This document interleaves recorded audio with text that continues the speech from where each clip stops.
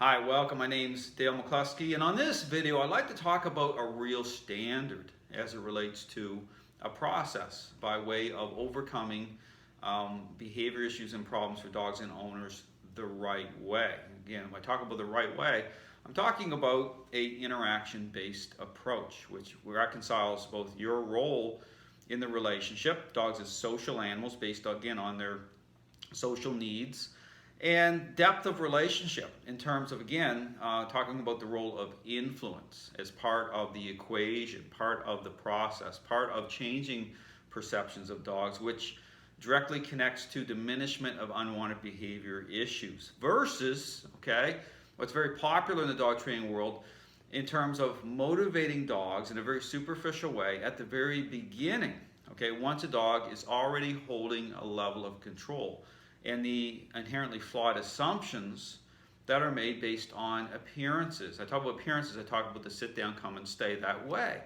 And again, people look at that and they attempt to, pass that off as representative that good things are happening. Okay, and I show completely opposite, okay, based on how that idea is applied, the way that it's applied, the way that trainers are jumping right into a relationship problem that way. And again, when I talk about the parenting example, which again I encourage people to really consider the parenting example because it lines up almost perfectly. Okay, if you consider the struggles say a parent's having in terms of relationship with their already selfish child. Once your child becomes selfish, that changes everything.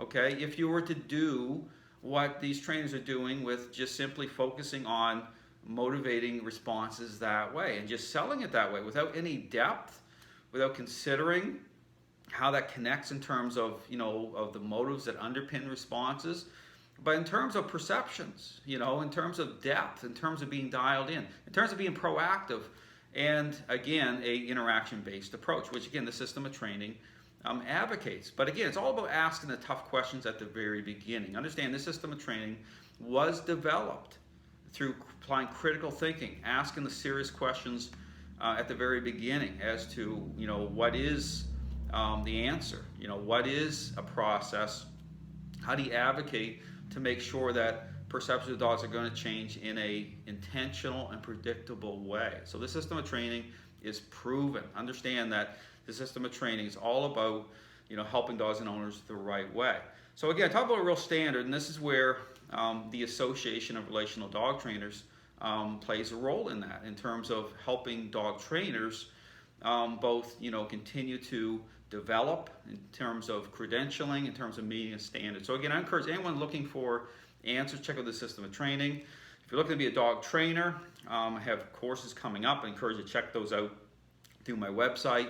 And again, I'd encourage you to really think about in terms of a process, in terms of why you want to approach training through an interaction-based approach to truly make sure that the relationship is changing the right way. Thanks for watching.